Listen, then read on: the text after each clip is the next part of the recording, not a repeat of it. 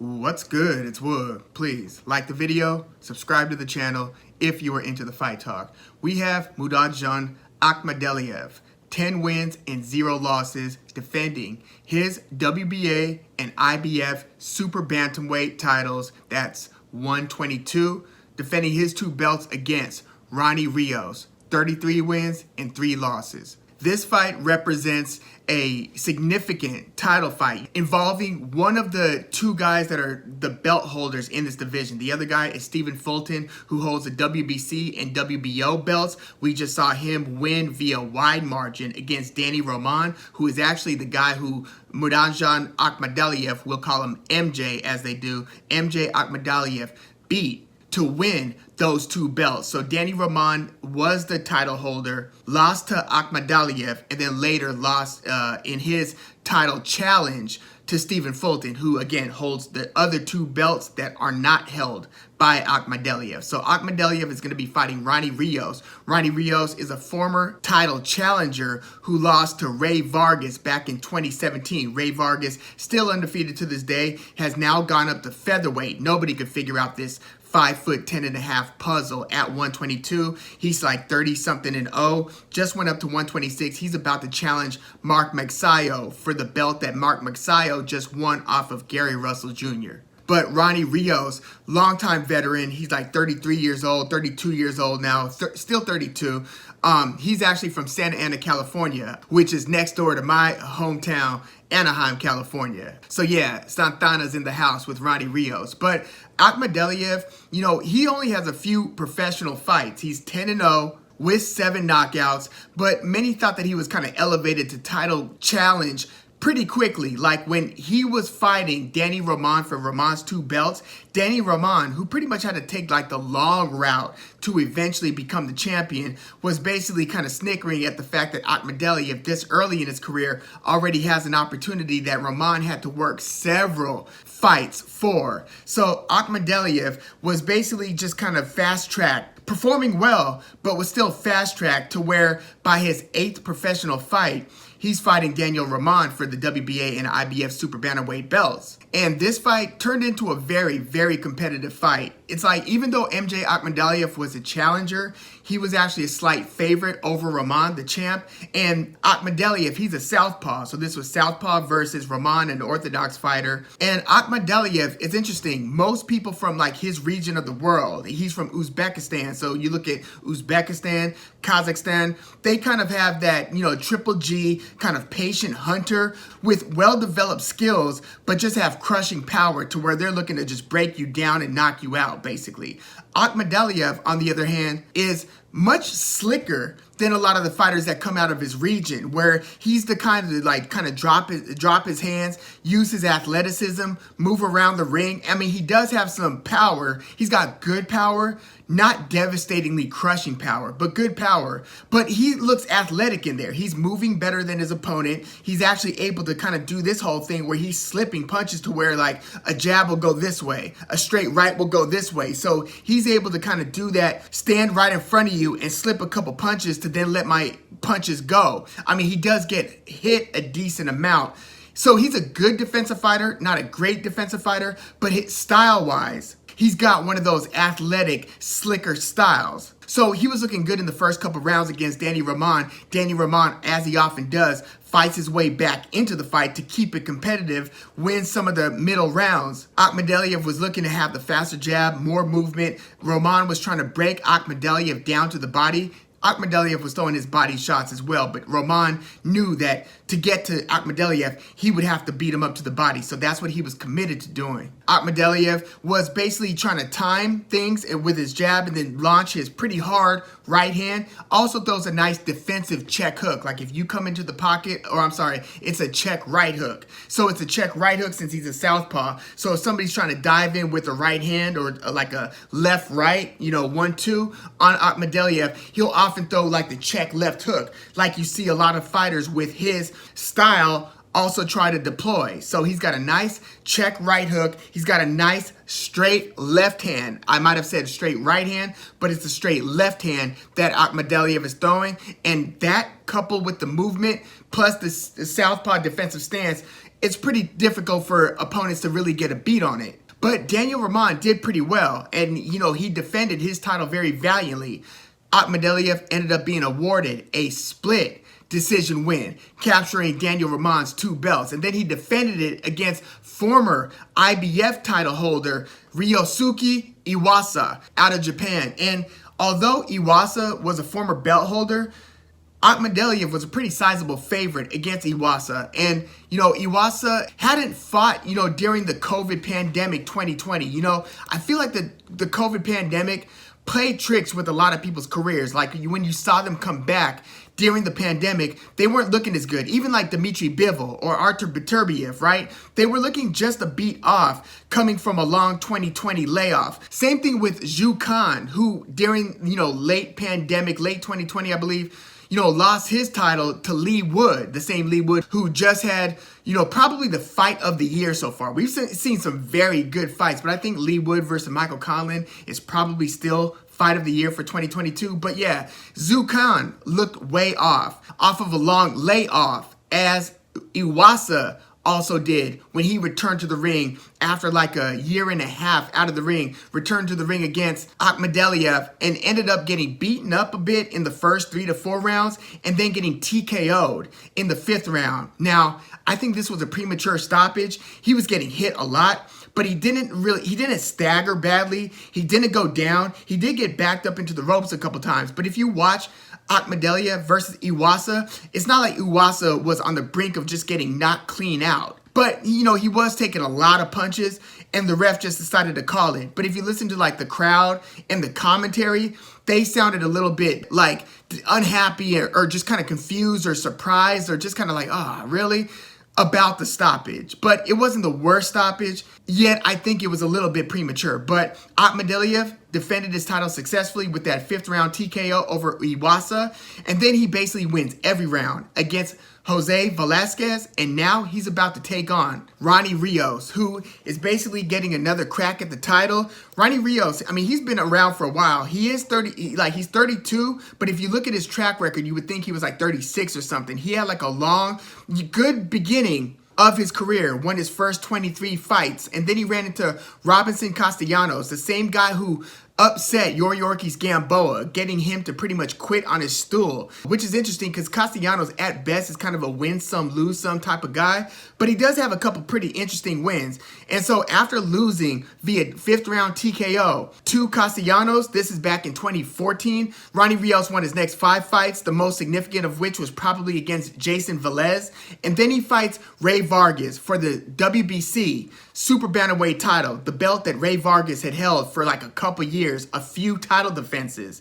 And Rey Vargas, again, like 5'10" and a half in a 122-pound division. So he was basically like Paul Williams or Sebastian Fundora of that smaller weight class. Rey Vargas, pretty good fighters. Again, still undefeated to this day, longtime belt holder. And, 2 of the 3 judges had it like 118 to 110. That's like 10 rounds to 2 in favor of Vargas, and then the 3rd judge had it much closer, 115 to 113. So Ronny Rios lost. He was pretty badly outpointed in his title challenge for Vargas's title, comes up short, and then he fights Dievi Julio Bassa, and he beats him via unanimous decision, and then he probably suffers his biggest setback against Azat Hovhannisyan, the Armenian who was an underdog against Ronny Rios, and Ronny Rios was getting belted around in like the first couple rounds where it looked like the fight was about to be called by, I think, Jack Reese at the end of the 3rd round because of how badly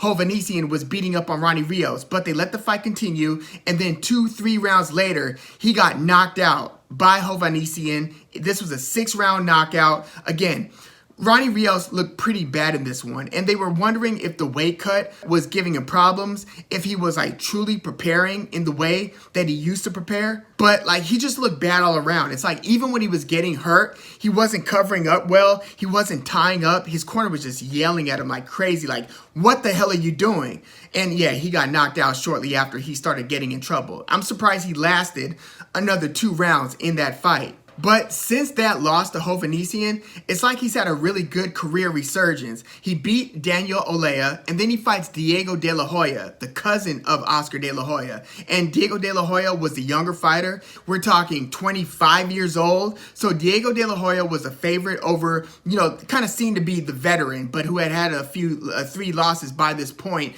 Ronny Rios. Diego De La Hoya was still coming up as a youngster. And so Diego De La Hoya ends up engaging in this like phone booth trading hooks style firefight, barn burner against Ronny Rios. And Ronny Rios ended up smoking him out, going to the body, going to the head, blasting him with nice straight right hands. Like, don't sleep on Ronny Rios's pretty well timed right hand. He shoots it straight, and it's faster than you would think. Like, he kind of has a reputation of not being one of the faster fighters, but when he lets that right hand go, boy, it gets there pretty quickly, and you don't want to be on the other end of it. So he was pasting Diego De La Hoya with that right hand, not to mention just repeated hooks. So they were in the phone booth, and Ronny Rios ended up being the harder puncher. And this was at that Dignity Health Sports Park in Carson, California. So it was like an outdoor event, and Diego De La Hoya started getting hurt, started getting wobbled. Sergio Martinez kept on saying, Diego De La Hoya better keep that right hand up, because that left hook from Ronny Rios keeps coming, keeps catching him cleanly, and Diego De La Hoya is not fighting a smart fight against Ronny Rios. So Ronny Rios scores the unexpected knockout of Diego De La Hoya. I do think that is Ronny Rios's most impressive and best win probably to date. And then he wins his next 2 fights against Hugo Barrio and Oscar Negrete. And in that Negrete fight, Rios was just out-voluming a very voluminous puncher. The idea was that Negrete was going to be the one who's got the volume, and Ronny Rios would have to pick his spot and find opportunities to let his power punches go to kind of even the score. Well, Ronny Rios ended up outlanding Negrete across the board, just throwing tons of punches, ended up winning via unanimous decision over Oscar Negrete. So that is the last fight Ronny Rios has had coming into this title challenge against MJ Akhmadaliev. So what do I think is going to take place between Akhmadaliev and Ronny Rios? Well, I think Ronny Rios actually has more punching power than Danny Roman, who is Akhmadaliev's best opponent and best win to date. Roman has good power, but not great power. I think Ronny Rios has very good power. And again, he throws a lot of volume, but the thing that I don't expect MJ Akhmadaliev to do that Diego De La Hoya did do was to just stand in front of him and trade. I think Akhmadaliev's lateral movement is going to be the difference here versus Ronny Rios. Ronny Rios, he's got good hands, but his feet aren't great. He's not great at just, moving with the mover. Now, a lot of his opponents haven't had that type of movement. Like Rey Vargas will pretty much come to you. Hovhannissian is a pressure fighter who comes to you. MJ Akhmadaliev, he'll come to you in spots, but he's constantly moving as well. So he's feinting, he's moving laterally, he's kind of throwing punches just to set up bigger punches, changing the timing and the speed of his punches. He's a pretty nuanced fighter. So I think that Ronny Rios is going to have to pretty much figure that out. On the flip side of that, I think Akhmadaliev is not used to fighting fighters that are significantly taller than him. Akhmadaliev is about 5'5".